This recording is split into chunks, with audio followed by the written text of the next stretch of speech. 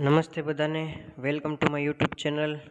મિત્રો, તો આજથી આપણે જે સિરીઝ શરૂ કરવાના છે તેમાં ટેટ ટાટની પરીક્ષામાં પૂછાઈ ગયેલા જે પ્રશ્નો છે તેનો અભ્યાસ કરીશું અને તે પ્રશ્નોને સોલ્વ કરીશું. તો આપણે એવા 2000+ પ્રશ્નોને સોલ્વ કરવાના છીએ. તો ચેનલમાં જોડાયેલા રહેજો અને વિડીયોને અંત સુધી નિહાળતા રહેજો. ચાલો, તો આપણે આજે શરૂ કરીએ. જેમાં પહેલો પ્રશ્ન છે, સાયકોલોજીમાં લોગોસનો અર્થ થાય જ્ઞાન. તો સાયકોનો અર્થ શું થશે? આપણને ખબર છે કે સાયકોલોજી એ બે શબ્દોનો બનેલ છે, એક છે સાયકો અને એક છે લોગોસ. જેમાં લોગોસનો અર્થ આપણને આપી દીધો છે જ્ઞાન. તો સાયકોના અલગ અલગ અર્થ થાય છે, જેમાં વર્તન થાય છે, આત્મા થાય છે, મન થાય છે. એટલે સાયકોલોજીનો આખો અર્થ શું થાય? આત્માનું જ્ઞાન, વર્તનનું જ્ઞાન. એટલે અહીંયા આપણને ઓપ્શન આપેલો છે આત્મા. તો અહીં જવાબ શું આવશે? એ. ચાલો, બીજો પ્રશ્ન જોઈએ. બીજો પ્રશ્ન છે, મનોવિજ્ઞાનમાંથી ચેતના, વ્યક્તિગત અનુભવ અને આંતરનિરીક્ષણ પદ્ધતિ વગેરેને બાકાત રાખવું જોઈએ એમ કયા મનોવૈજ્ઞાનિકે કહ્યું છે? આ એક મનોવૈજ્ઞાનિકનો મત છે કે જે આંતરનિરીક્ષણ પદ્ધતિ વગેરેને બાકાત રાખવાની છે. તો આ આપણને કીધેલું છે વોટસને. જવાબ આવશે સી. ચાલો, આગળનો પ્રશ્ન, કયો અભિગમ માનવીના આંતરિક અનુભવો, જૂથ ક્રિયાઓ અને સામાજિક સાંસ્કૃતિક વાતાવરણને સમજવામાં નિષ્ફળ નીવડે છે? આમાંથી એવો આપણને જે મનોવિજ્ઞાનના અલગ અલગ અભિગમો આપેલા છે ને, એમાં વાર્તનિક, બોધાત્મક, માનવવાદી અને જૈવી અભિગમ છે. તો એમાંથી કયો એવો અભિગમ છે જે માનવીના આંતરિક અનુભવો, જૂથ ક્રિયાઓ અને સામાજિક સાંસ્કૃતિક વાતાવરણને સમજવામાં નિષ્ફળ નીવડે છે, એને સમજી શકતો નથી? તો એમાં જવાબ આવશે એ, જૈવી અભિગમ. આ અભિગમમાં માનવીના આંતરિક અનુભવોનો સમાવેશ થતો નથી, એટલે એને સમજવામાં નિષ્ફળ નીવડે છે. જ્યારે વાર્તનિક, બોધાત્મક અને માનવવાદી અભિગમમાં તે સમજી શકાય છે. ચાલો, આગળનો પ્રશ્ન, કોલકાતા યુનિવર્સિટી ખાતે ટાઈપિંગ મિસ્ટેક છે. તો અહીંયા પ્રશ્ન એમ છે કે કોલકાતા યુનિવર્સિટી ખાતે 1905માં સૌપ્રથમ પ્રયોગશાળાની સ્થાપના કોણે કરી હતી? જે પ્રયોગશાળાઓ સ્થપાઈ છે ને મનોવિજ્ઞાન માટેની, અધ્યયન માટેની, તો એમાં જે સૌપ્રથમ 1905માં તેની સ્થાપના કોણે કરી હતી? તો એની સ્થાપના કરી હતી બોજેન્દ્રનાથ સીલે. જવાબ આવશે બી. ચાલો, આગળ, કઈ પદ્ધતિમાં વ્યક્તિ સાચું કહે છે કે સારું તે જાણી શકાતું નથી? આમાં આપણને અલગ અલગ પદ્ધતિઓ આવે છે. એમાં સહભાગી નિરીક્ષણ પદ્ધતિ, કુદરતી નિરીક્ષણ પદ્ધતિ, આંતર નિરીક્ષણ પદ્ધતિ અને ક્ષેત્ર નિરીક્ષણ પદ્ધતિ છે. તો એમાંથી એવી કઈ પદ્ધતિ છે કે જેમાં વ્યક્તિ સાચું કહે છે કે સારું તે જાણી શકાતું નથી? જેમાં આપણે યુક્તિકીકરણની પ્રવૃત્તિ છે કે જેમાં સાચાને બદલે સારા કારણો રજૂ થાય છે, પણ એ આપણને ખબર પડી જાય છે. પણ આ પદ્ધતિમાં સાચું કહે છે કે સારું તે ખબર નથી પડતી. તે છે આંતરનિરીક્ષક પદ્ધતિ. જવાબ આવશે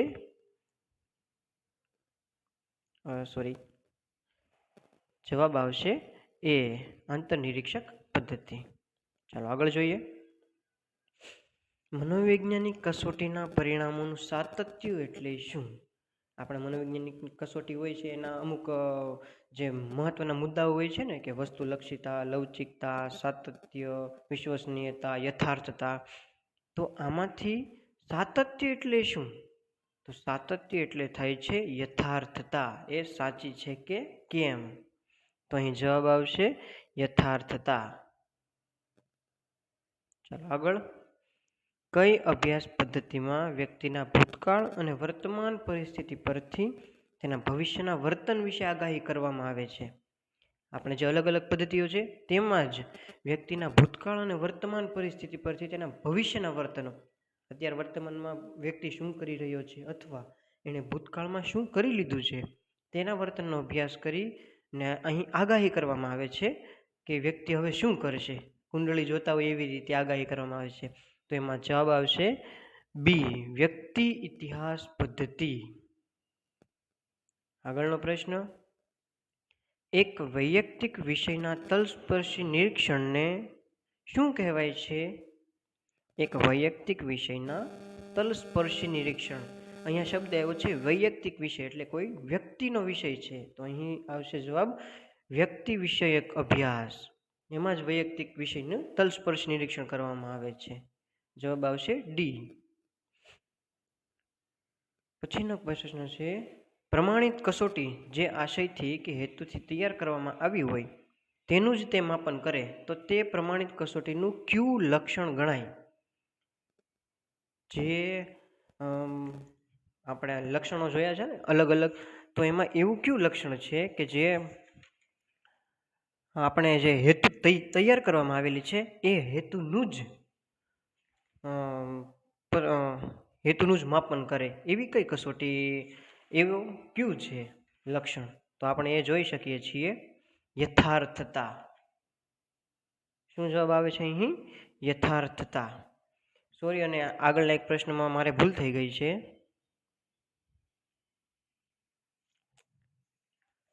અહીં કહે છે ને કે પરિણામોનું સાતત્ય એટલે શું, તો એમાં આપણે જવાબ આવે છે વિશ્વસનીયતા.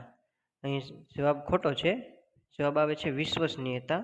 યથાર્થતા નથી આવતું. યથાર્થતા એટલે તો જે હેતુ માટે આપણે તૈયાર કરેલી છે તેનું માપન કરે તેને કહે છે. આ મારી ભૂલ છે, સુધારી લેજો તમે બધા. એટલે અહીં જવાબ આવે છે આપણે વિશ્વસનીયતા,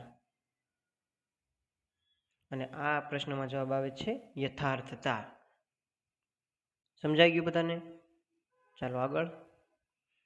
એલિઝાબેથ હરલોકના મતે વિકાસ એ કેવો ફેરફાર છે? બધાએ કીધું છે ને કે વિકાસ એ પ્રગતિગામી છે, ને વિકાસ એ પ્રમાણાત્મક છે, ને વિકાસ એ ગુણાત્મક છે. તો એમાંથી એલિઝાબેથ હરલોક જે મનોવૈજ્ઞાનિક છે તેણે વિકાસની વ્યાખ્યા આપી છે. તો તેમણે વિકાસને ગુણાત્મક કહ્યો છે. કેવો કહ્યો છે? ગુણાત્મક. અહીંયા ઓપ્શનમાં ભૂલ છે, તમે ગુણાત્મક એ યાદ રાખજો. કેવો કહ્યો છે? ગુણાત્મક. હવે આગળનો પ્રશ્ન છે, કઈ અવસ્થાને જીવનની વસંત તરીકે ઓળખવામાં આવે છે? જીવનની વસંત એટલે આપણે જેમ કુદરતમાં વસંત આવે ત્યારે વૃક્ષો અને કોમળો ફૂટે છે, નવા પાંદડા આવે છે, ફૂલો આવે છે, તેવી રીતે માનવીની એવી કઈ અવસ્થા છે જેને જીવનની વસંત તરીકે ઓળખવામાં આવે છે? તો એમાં જવાબ આવે છે એ તરુણાવસ્થા. આપણે તરુણાવસ્થાને જીવનની વસંત તરીકે ઓળખવામાં આવે છે, કારણ કે તરુણાવસ્થામાં ઘણા શારીરિક અને જાતિગત ફેરફારો થતા હોય છે, વિકાસ થતો હોય છે, વૃદ્ધિ થતી હોય છે, એટલા માટે એને જીવનની વસંત કહેવામાં આવે છે. આગળનો પ્રશ્ન, સંક્રાંતિ કાળની અવસ્થા એટલે? અહીં પણ એમ જ છે, સંક્રાંતિ કાળ, નવું કંઈક ઉપજાવવાની.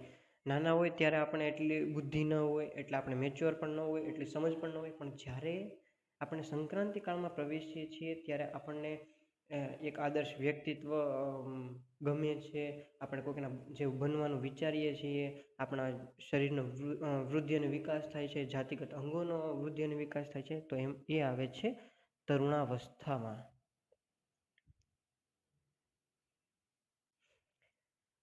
પિયાજેએ સૂચવેલા જ્ઞાનાત્મક વિકાસના તબક્કાઓને બાળકની ઉંમરના ચડતા ક્રમમાં ગોઠવવાના છે.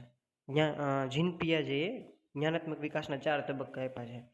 એમાં જે પહેલો તબક્કો છે એ છે જન્મથી 2 વર્ષ સુધીનો. કયો છે? 0 થી 2 વર્ષ સુધીનો. ત્યારબાદ બીજો તબક્કો છે 2 થી 7 વર્ષ સુધીનો. ત્રીજો તબક્કો છે 7 થી 12 વર્ષ સુધીનો, અને ચોથો તબક્કો છે 12 થી પુખ્ત વયનો જ્યાં સુધી થાય ત્યાં સુધી. તો આમાં આપણે જે જોઈએ તે છે પહેલો 0 થી 2 વર્ષનો, એ છે સંવેદન સ્નાયુલક્ષી, એને સંવેદનાત્મક તબક્કો પણ કહેવાય છે. બીજો છે પૂર્વ માનસિક ક્રિયાત્મક વિચાર, અહીં પૂર્વ ક્રિયાત્મક તબક્કો પણ કહેવામાં આવે છે. ત્રીજો છે મૂર્ત માનસિક ક્રિયાત્મક, અને ચોથો છે ઔપચારિક માનસિક ક્રિયાઓ, એને અમૂર્ત માનસિક ક્રિયાઓ તરીકે પણ ઓળખવામાં આવે છે. તો આ છે 4 તબક્કા ક્રમમાં જ આપેલા છે, એટલે અહીં જવાબ આવે છે એ 1 2 3 4, આ ક્રમમાં જ ગોઠવાયેલા છે. ચાલો આગળનો પ્રશ્ન છે, સ્વાવલંબન અને સ્વાતંત્ર્ય માટેની તીવ્ર ઝંખના કઈ અવસ્થામાં જોવા મળે છે? તો આ પણ આગળના પ્રશ્નની જેમ જવાબ આવે છે તરુણાવસ્થા. તરુણાવસ્થામાં જ આ સ્વાવલંબન અને સ્વાતંત્ર્ય માટેની તીવ્ર ઝંખના અનુભવાય છે, કારણ કે વડીલો સાથે એના વિચારોમાં મતભેદ થાય છે, એટલે તેઓ પરંપરાને તોડીને નવા વિચારો અપનાવવા માંગે છે, એટલે એને સ્વાવલંબન અને સ્વાતંત્ર્ય ઝંખે છે. આગળનો પ્રશ્ન છે, કયા વર્ષના સમયગાળાને મૂર્ત ક્રિયાત્મક સમયગાળો કહેવામાં આવે છે? આપણે જોયું એમ પહેલો તબક્કો હતો સંવેદનાત્મક, જે 0 થી 2 વર્ષ સુધીનો હતો. ત્યારબાદનો તબક્કો હતો પૂર્વ ક્રિયાત્મક તબક્કો, જે 2 થી 7 વર્ષ સુધીનો હતો. અને મૂર્ત ક્રિયાત્મક તબક્કો એ ત્રીજો તબક્કો છે, જે 7 થી 12 વર્ષ સુધીનો તબક્કો છે. તો અહીં જવાબ આવશે 7 થી 12 વર્ષ બી. આગળનો પ્રશ્ન, વારસો અને વાતાવરણ બાળકના કયા વિકાસને પ્રભાવિત કરે છે? આપણને ખબર છે કે બાળકની વૃદ્ધિ અને વિકાસ ઉપર ઘણા બધા પરિબળો અસર કરે છે. તો એમાંથી જે વાતાવરણ અને વિકાસ છે એ બાળકના કયા વિકાસ ઉપર વારસો અને વાતાવરણ છે એ બાળકના કયા વિકાસ ઉપર અસર કરે છે?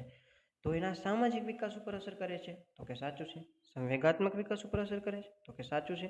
અને સંજ્ઞાત્મક વિકાસ ઉપર અસર કરે, એ પણ સાચું છે.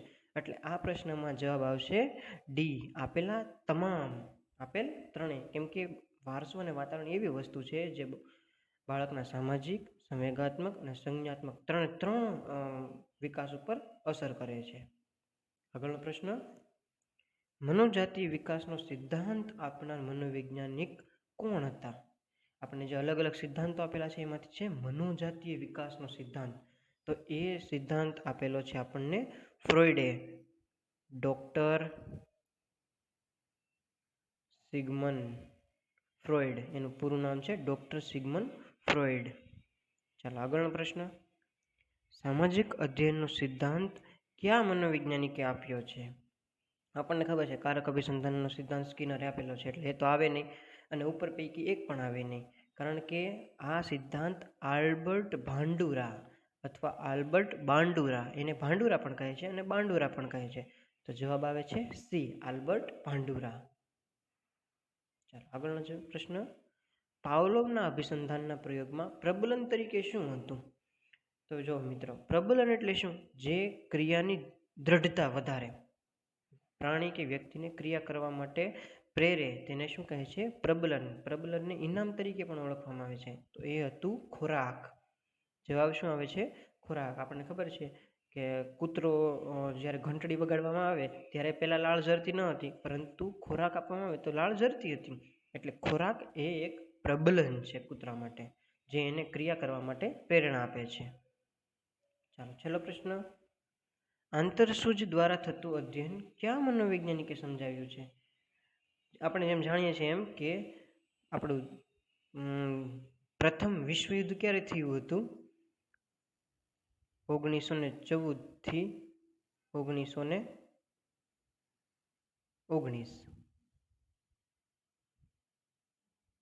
મારા ખ્યાલ પ્રમાણે આ જ આવે છે, 1914 થી 1919. તો આ 5 વર્ષના સમયગાળા દરમિયાન કેનેરી ટાપુ ઉપર જે સુલતાન નામનો ચિમ્પાન્ઝી હતો ને, એની ઉપર જે પ્રયોગો કર્યા હતા, એક લાકડીવાળો પ્રયોગ, ખોખાવાળો પ્રયોગ, તો આ પ્રયોગોમાં આંતરસૂજ દ્વારા અધ્યયન એનો સિદ્ધાંત આપ્યો હતો. તો એ આપ્યો હતો આપણને કોહલરે. કોણે આપ્યો હતો? કોહલર. કોહલર સિવાય કોફકા, વર્ધીમર, એમણે પણ આંતરસૂજ દ્વારા થતું અધ્યયનનો સિદ્ધાંત આપ્યો છે. પણ કોહલરનું સૌથી વધારે પ્રદાન આ આંતરસૂજ દ્વારા થતા અધ્યયનના સિદ્ધાંતમાં જોવા મળે છે. એટલે જવાબ આવે છે કોહલર. તો વિદ્યાર્થી મિત્રો, આજે આપણે 20 પ્રશ્નો લેશું. આવા આપણે દરરોજના 20 પ્રશ્નો એમ લેતા જશું, અને આપણે 2000+ પ્રશ્નો સોલ્વ કરવાના છે, જેનાથી આપણું ટેટ ટાટની પરીક્ષાની તૈયારી વધારે મજબૂત બને. જો તમને વિડીયો પસંદ આવ્યો હોય તો લાઈક કરો અને સબસ્ક્રાઈબ કરો. Thank you.